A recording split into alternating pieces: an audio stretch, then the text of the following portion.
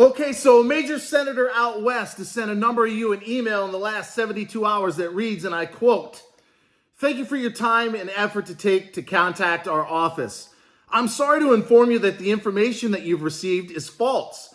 The SBA, as well as our office, has been made aware that there's a blogger falsely claiming that the SBA has reopened the EIDL process as of August 12th. And here's the kicker. The SBA EIDL program has been closed since May the 6th and remains closed," end quote. Ladies and gentlemen, let me tell you right effing now, he's just a blogger, right? I'm just a blogger. I'm not Jason. I'm not the small biz guy. I'm not the founder and CEO of the #1 small business directory in America. No, I'm just a blogger. I'm just a guy that you don't want to pay attention to. God forbid in an election year, right? When the House and the Senate are up for grabs, he's just a blogger.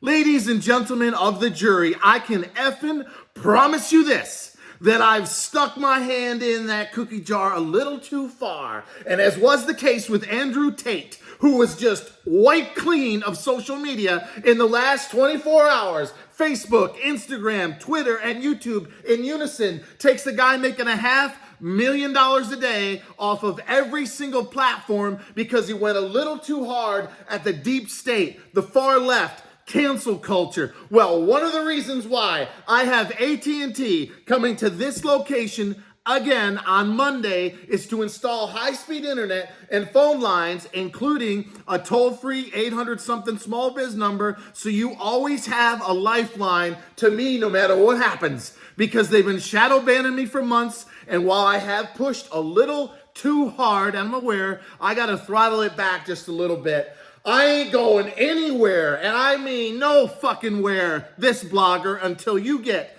$10,000 of EIDL or SBA grant, regardless of size, location, or credit score. The loans are deferred now that President Biden, now that we'll call him by his real name, has forgiven 4 more months of payments, including a $10,000 bribe, discount to those that owe student loans. And yes, by this time next year, perhaps before the 2024 election, the SBA EIDL loan is forgiven based on economic loss so that you never pay an effing dime. So ladies and gentlemen, if I have your attention, pull up a chair.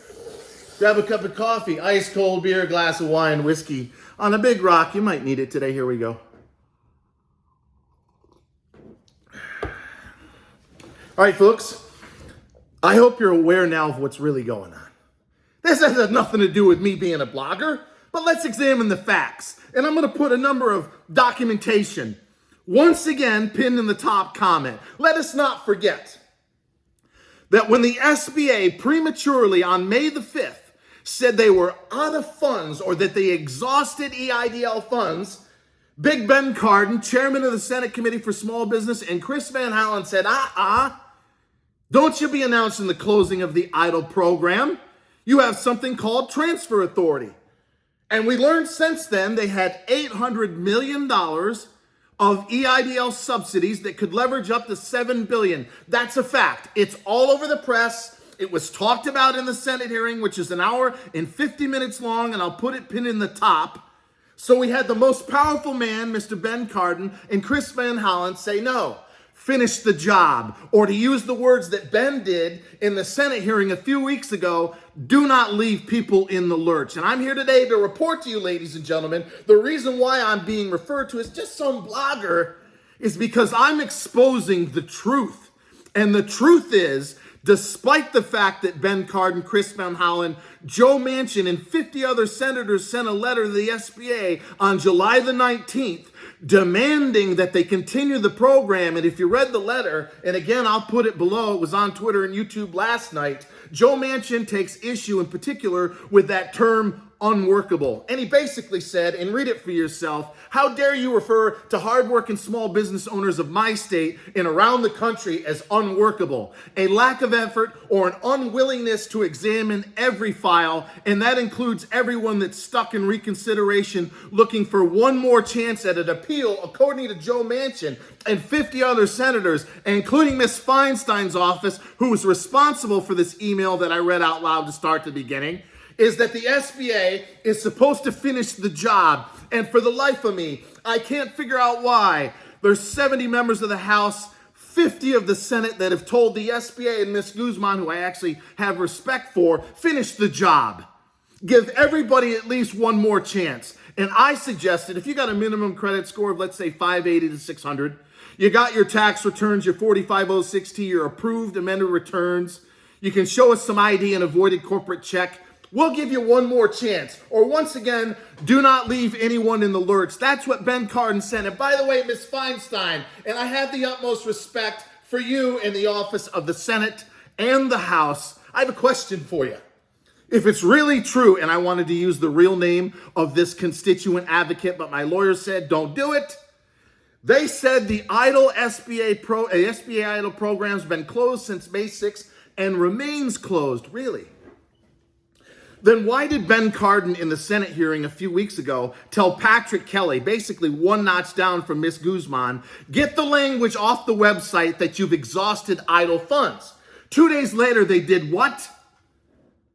They removed that from the website. So if you remove that from the website, Ms. Guzman and Patrick Kelly, and you followed Big Ben Cardin's advice, and you admit that the funds have not been exhausted, then the program isn't closed and hasn't been closed since May the 6th, has it? But let's assume for argument's sake that it is closed, primarily to those that are stuck in reconsideration that have been labeled unworkable. Why in the world, or should I say how in the world, is Ms. Guzman, again, someone I have respect for, she works her rear end off, how is she able to defy a letter from the House from 70 members, 50 in the Senate, in an election year where the Democrats, at least in the House, are in big trouble? Why, oh why, or how, oh why, are they able to sit back and not give everyone a second chance or one last chance? Why are they leaving people in the lurch? Ben Cardin, Ms. Guzman, why? You have $7 billion.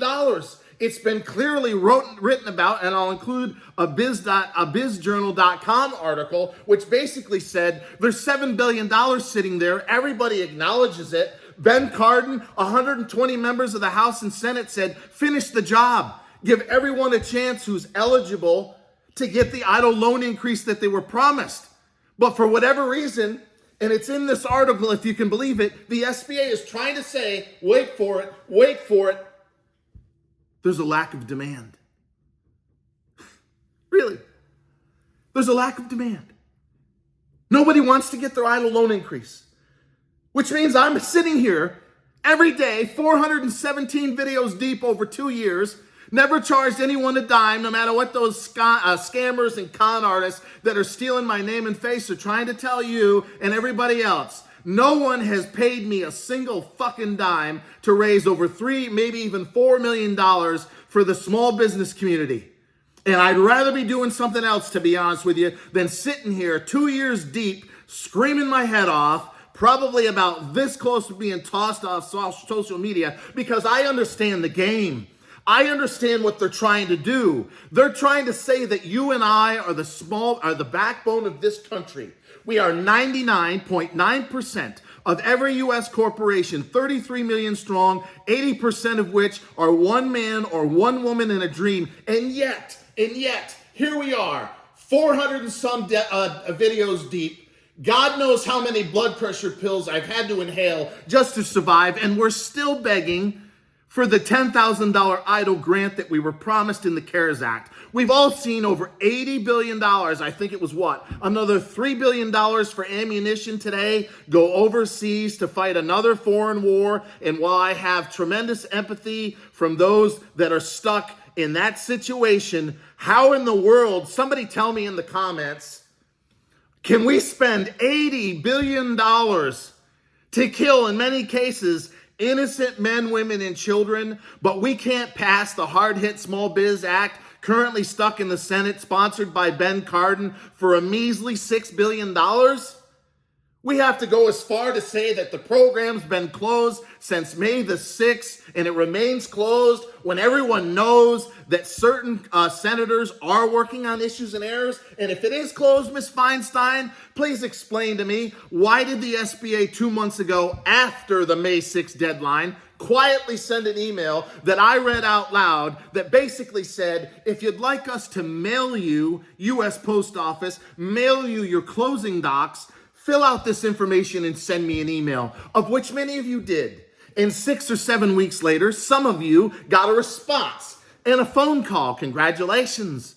You're among the obligated, or it appears your file is prepared to be funded. So go ahead and sign that information, send it back, and 2 or 3 weeks later, the money ends up in your account. Not a single day goes by where we don't see or hear someone who got funded for the EIDL loan increase. So once again, in case Ms. Feinstein or anybody else didn't hear what I said, the fact that she is claiming, and she ain't the only one, that the EIDL program is closed since May 6th and remains closed is either an oversight or a blatant fucking lie. So, if they want to play dirty, if they want to go to court, if they want to throw my ass off of social media because I have spoke too much truth to power, fair enough. Because if I do get thrown off for fighting on behalf of hardworking men and women, regardless of race, color, creed, political, or sexual persuasion, which I have clearly demonstrated since day one, then you know the system, if there's any doubt, is rigged. It is rigged against you and me, the solo entrepreneur, the hardworking men and women of this country, 99.9% of which just want to do what they love, with who they love, when they love to do it, and yeah, they'd like to make a damn good living while they're at it. So ladies and gentlemen, in closing, I can promise you this. I ain't going anywhere. I am more determined than ever to stick up for you and your rights. And while I do not want to sue the SBA, I've said that for 2 years. If I'm pushed into a corner, I've already had this conversation with myself. I'm okay living in a van down by the river. As a single man who does not have responsibility of kids in college, unlike some of you, I'm okay. I'll trade my way out of whatever hole they try to stick me in.